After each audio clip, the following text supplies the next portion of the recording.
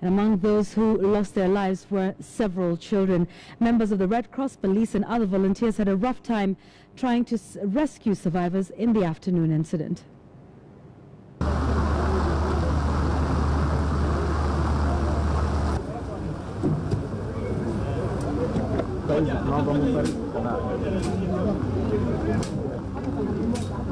Piga tu mimi niko sijara nani. Nani hapo desk sasa hivi? Nani yuko desk? Nani hapo? Hebu mwambie achukue signal yetu. Sasa hizi za terazo sio zile za hapa. Watu wanauzua, watu wanauzua.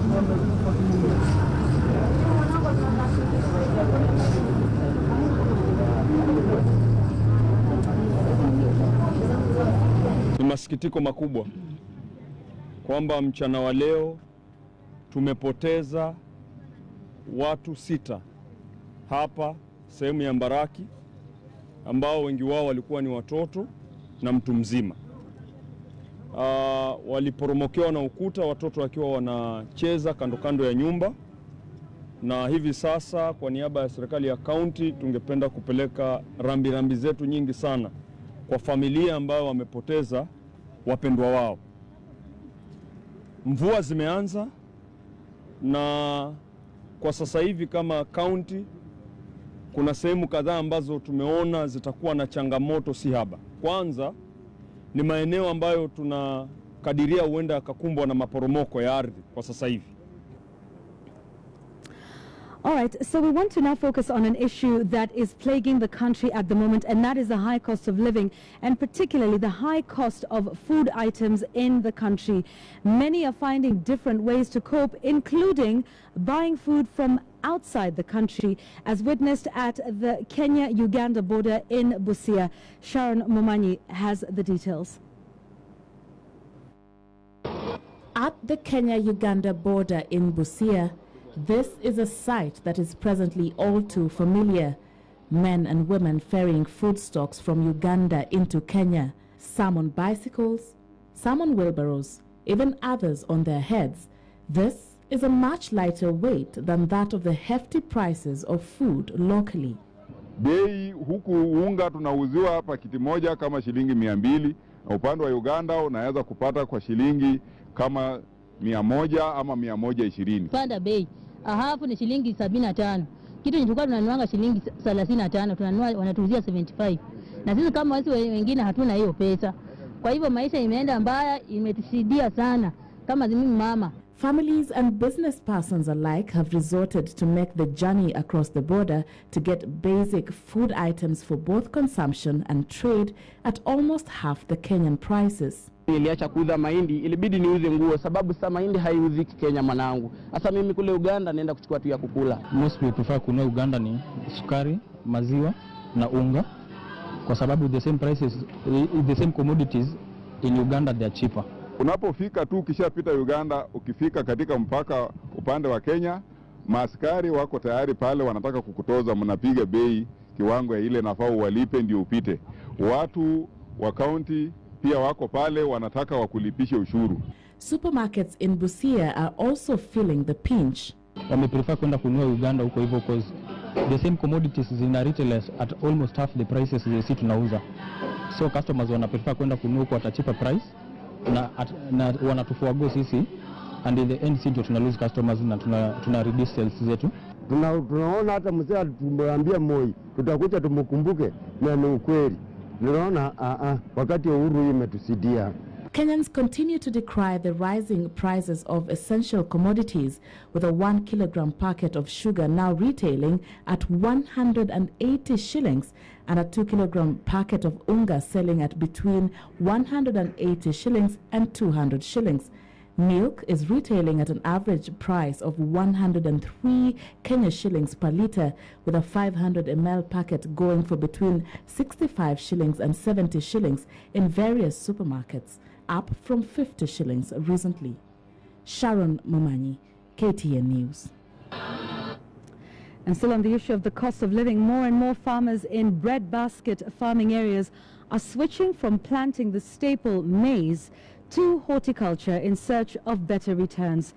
This week's episode of Next Frontier in Agriculture, Philip Keitany examines how decades of high input costs, low returns and distortion of the maize market through poor implementation of policy and conflicts of interest have forced farmers to seek refuge in other crops.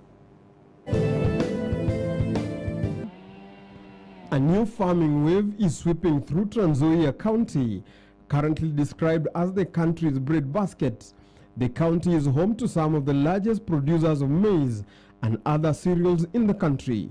But now, even that is slowly changing as farmers reduce the amount of land under maize and start to embrace other crops with better returns. In this case, French beans for export.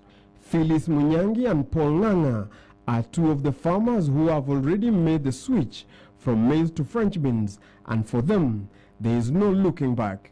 Nimeona ukulima wa French beans ni mzuri kuliko mahindi, sababu mahindi unaongojea mwaka mzima na French beans tunapata pesa kwa wiki moja na ukulima yake ni miezi mbili. According to Phyllis and Nganga, with continued uncertainty over rains due to climate change, French beans are emerging as the perfect crop. They grow fast and do well during the short rainy season and can be picked just 2 months after planting. Mahindi nilikuwa nikilima hii eka moja napata around 40,000, lakini wakati ile nilianza kulima hizi French beans eka moja hiyo inaleta almost 200,000. The farmers are making this change with the help of the United States Agency for International Development under its development arm, the Kenya Agricultural Value Chain Enterprises KEVS, whose aim is to help increase the productivity and incomes of smallholder farmers. Advantages of this area: no pest pressure like the Mount Kenya region, excellent rotational crop which is maize. This one fixes nitrogen, is a legume. They are completely different with maize. Its roots are taproot, the maize is fibrous, very excellent for rotation. A 1 acre plot yields 4 tons of French beans at an average selling price of 40 shillings a kilo. With this, farmers expect to earn over 240,000 shillings at the end of the harvest period.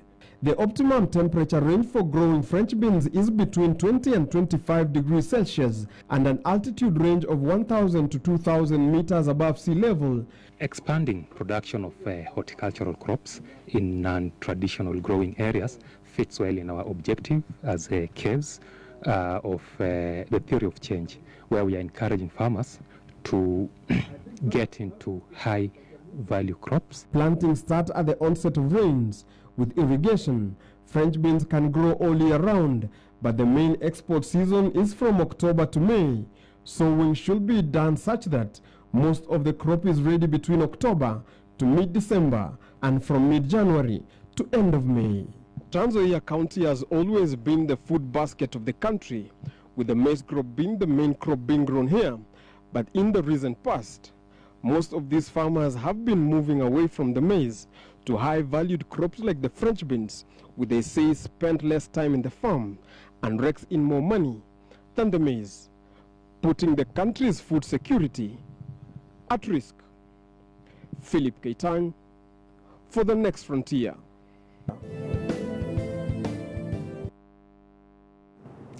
And the issues of food security are a concern for everybody, from the farmers all the way up to the consumers across the food chain in the country. And the National Assembly will resume its sittings tomorrow with a full entry, including debate of that issue, a supplementary budget to lower the cost of basic commodities.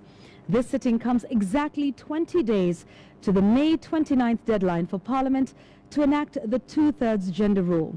And as our political affairs reporter Morini Mwangi now tells us, the 11th Parliament could be staring at a premature dissolution should both houses fail to meet the High Court 60-day ultimatum on the gender law.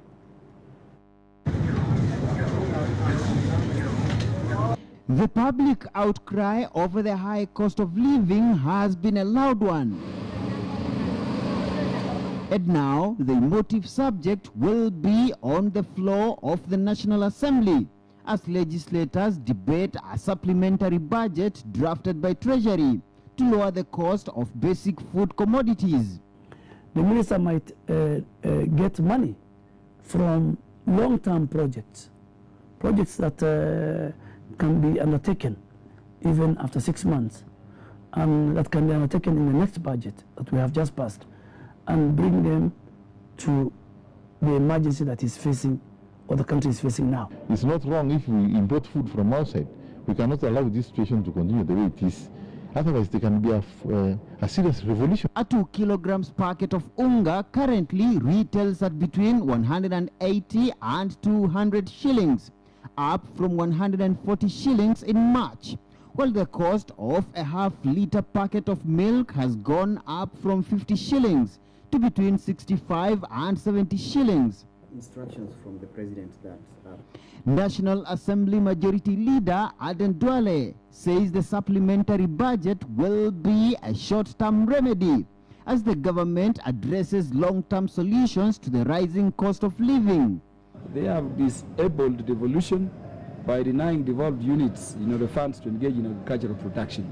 So all that we need to do is to ensure that money goes there so that, farm implements, tractors, fertilizers and agricultural subsidies can be given. I would like even to appeal to millers. The interventions that government has put in place are not yet trickled down to Kenyans. They need to also, beyond the interest of profit, based on the subsidy the government has done to them, they also need to translate that to the common manage. But the 11th Parliament could be staring at an imminent premature dissolution should the two houses fail to beat the May 29th deadline set out by the High Court for enactment of the 2/3 gender law.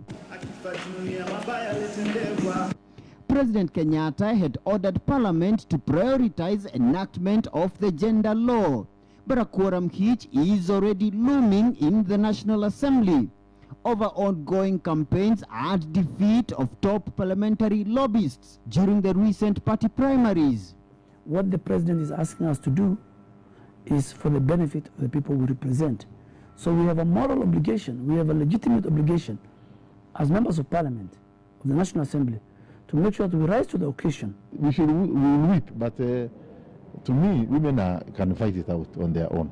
Sincerely, there's now a level playing ground for women to fight on their own, and that will be the best way. Some observers cautioned that the High Court could ask Chief Justice David Maraga to write to President Uhuru Kenyatta, asking him to dissolve Parliament should the two houses fail to enact the gender law in the next 20 days, a likelihood which most legislators claim would be infringement of Parliament by the judiciary. Mureni Mwangi, KTN News, Nairobi. Now, the August polls will witness an unprecedented number of independent candidates. The Registrar of Political Parties has cleared 9 independent candidates to run for the presidency, 215 for Member of Parliament and 1,659 for members of County Assembly. The candidates were given the go-ahead as the IEBC deadline lapsed. But as Rita Tinina reports, some disgruntled Jubilee aspirants may have missed out on the option of running as independent candidates after the party issued appeal verdicts after the expiry of the IEBC deadline. It was a race against time for aspirants seeking the Registrar of Political Parties' green light to run for various elective posts as independent candidates. Hundreds of aspirants stood in line waiting to present, among other things, their application letters and party symbols, albeit in fewer numbers than witnessed last week. 6 in the morning I was there, and we are still queuing, we are still waiting, no information we are getting. We're so furious we have not been cleared. They are saying that they called the letters on Friday and we are not there, so we fail to understand. Yet we are there and they are saying that they called the letters. We have not seen the letters and we have not been cleared. I've been here since 7. Symbols proved tricky for many aspirants. People apply but then they don't come. Friday we had a batch of letters which we were not able to distribute because the owners were not here. The only problem I'm being told there's a problem with my symbol. Now I don't know where to start because every time you come here you're told to wait. So our problem is there's an efficiency in the people who are working here. By early evening, the Registrar of Political Parties had cleared 9 independent candidates to run for the presidency 27 for gubernatorial seats, 30 for the position of senator, 215 for member of parliament, 13 for woman representative, and 1,659 for member of county assembly. Some Jubilee Party aspirants may have been shut out of the August polls. The party delivered rulings in more than 100 appeals over the party primaries after the lapse of the IEBC deadline, leaving aspirants who were dissatisfied with the party's final word with no option of running as independent candidates. At the political parties' disputes tribunal sitting at the Milimani Law Courts, the tribunal, which continues to hear appeals from the party primaries, ordered the Jubilee Party to issue Laikipia Governor Joshua Irongo with the nomination certificate within 12 hours. Irongo had moved to the tribunal seeking a reversal of the Jubilee Party's disputes tribunal declaration of Nderitu Mureithi as the winner. Jubilee will on Tuesday begin issuing certificates to aspirants who will fly the party's flag in the August polls. Rita Tinina, KTN News. Well, let's focus on some international news for you tonight. Emmanuel Macron has been elected as the new French president. The tropical rainforest in Kenya. For centuries, it remained natural and intact. Over the years, however, human settlement and activity has changed its scape. Is it possible to restore it, or do we leave it as it is? Tonight, after this newscast, Dorcas Wangira's special report, The Last Rainforest, explores this dilemma surrounding the forest and the impact each choice will have.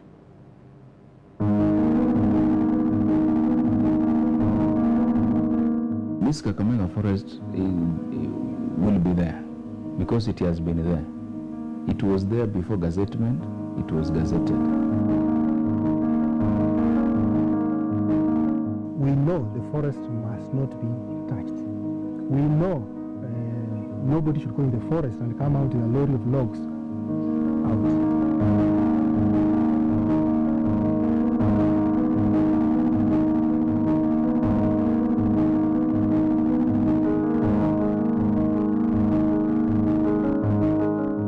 Everybody has interest in the forest, interest in seeing the trees standing, yeah, which is good. We embrace that.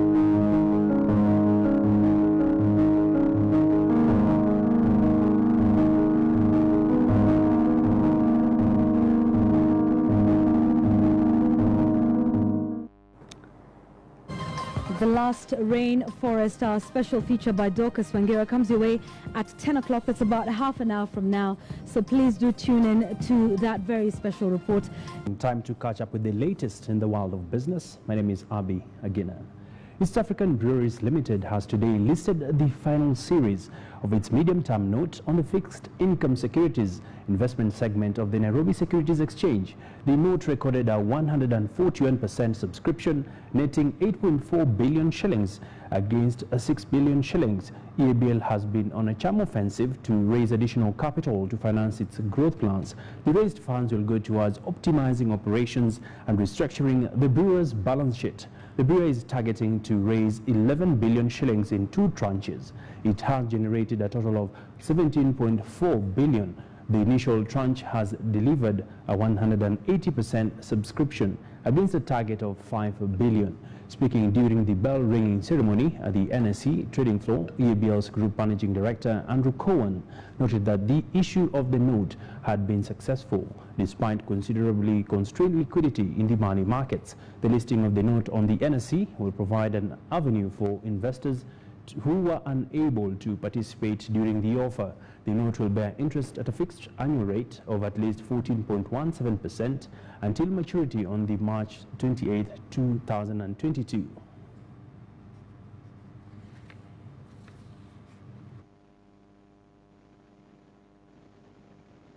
This clearly demonstrates that our deepening relationship and confidence that the EABL has in our market as one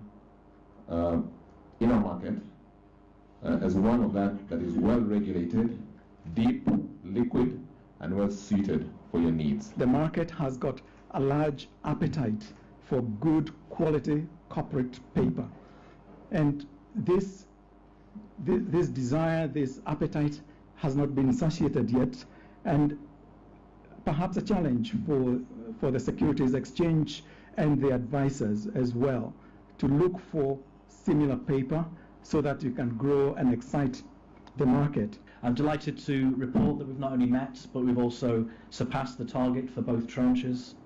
The funds from this second series are being used to restructure the company's balance sheet, which will entail the repayment of short-term loans, thus ensuring that EABL matches its borrowings with its medium to long-term capex and working capital investments. Ultimately, this is aimed at achieving the optimal capital structure for East Africa breweries. Well, of course, we continue to keep an eye on how various stocks are performing. Let's now cross to a subject that has been the talk of town, and the Central Organization of Trade Unions has today attributed the current unga and sugar shortage in the country to poor government strategy. Speaking in Kisumu on the sidelines of a workshop on child labor, Kotu Deputy Secretary General Benson Okwaro says the crisis could have been avoided had the government put in place proper strategies. He noted that corruption has also played a major role in the crisis.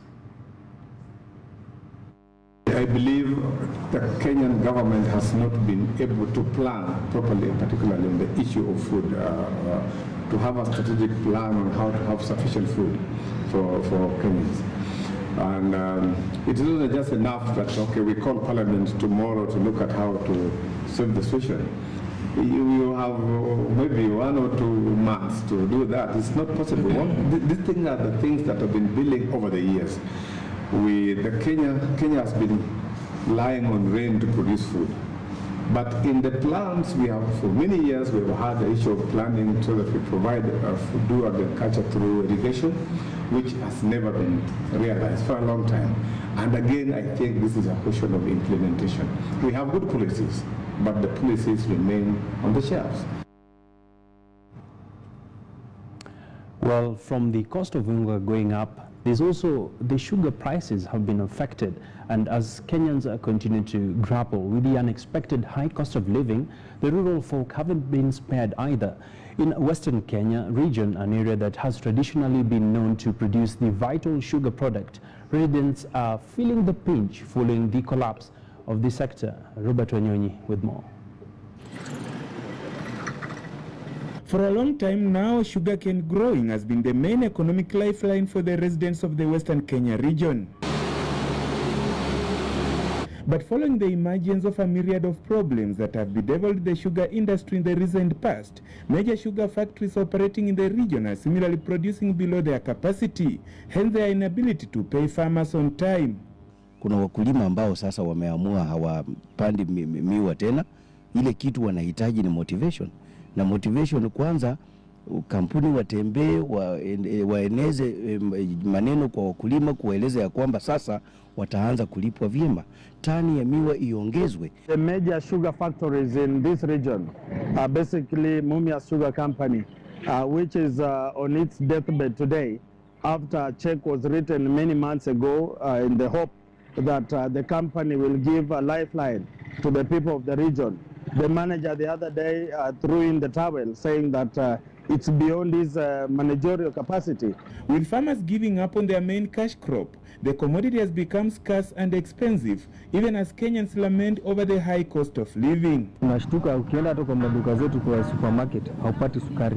Sasa tunashindwa hii sukari imeenda wapi? Kwa sababu sisi tangu uongozi hapa nyuma hatujaiona sukari ikafika kilo shilingi 200. Kitu ya kwanza, unga iko juu. Kitu ya pili, bei ya kila kitu iko juu, sukari, kila kitu unapoenda kwa duka, kila kitu iko juu. Kwa hivyo maisha imepanda, si kawaida. Hata kazi ambayo tunafanya saa hii hakuna pesa. Kwa hivyo maisha iko juu. As the scarcity of the sugar product continues being felt in the country, residents in the Western Kenya sugar belt feel they deserve a better deal, considering that they are the main producers of the raw material. Hatuwezi umia hivi na ile hali sisi ndio wapandaji. Gharama ya maisha, hakika serikali ingeangalia kilio cha mwananchi wa kawaida kabisa tunaumia. Others feel the decision by the government to sign a trade deal with Uganda that also involved the importation into the Kenyan market of sugar and milk products has contributed to the current status that has seen the collapse of Kenyan companies producing the products and the subsequent high cost of living facing Kenyans. Wengine wanatuambia NASA, wengine wanatuambia Fort Kenya, lakini uchumi wa vitu iko bei kali sana. Giant Mumia Sugar Company closed almost 3 weeks ago, citing plans to put in place a program to develop new raw materials, a situation that has seen the disappearance of sugar from the shelves in the shops, with 1 kilogram of the product currently retailing at over 200 Kenya shillings. Tuko na Nzoia, tuko na Mnyasa. Inastahili sukari ishuke chini kwa ajili kampuni tuko nazo karibu zote. Nzoia Sugar Company sugar is not on the shelves. Mumia Sugar packets of sugar are not on the shelves. And there are funny products from across and out of the country that are making the residents wonder why the government had this kind of open door policy where the president was in Uganda and signed deals to import sugar. The sugarcane sector now in shambles, and with the sugarcane growing being the main economic activity of many residents in Western Kenya, this has seen many sugar factories to operate below their production lines. And this has impacted negatively on the lives of the ordinary mwananchi. Robert Wanyonyi, KTN News. Many thanks there, Robert, covering for us that report. Well, indeed, interesting times for Kenyans as they buckle up. And it's on that note that we wrap up KTN Business, looking at the day's financial report, where the NSE 20-share index is standing at about 3,154.18, some sense of stability, and the market still looking a bit bullish. Well, my name is Abi Agina. That's where we close off. Let's do this tomorrow again, and thank you for your valued company. Financial markets in association with Sanlam.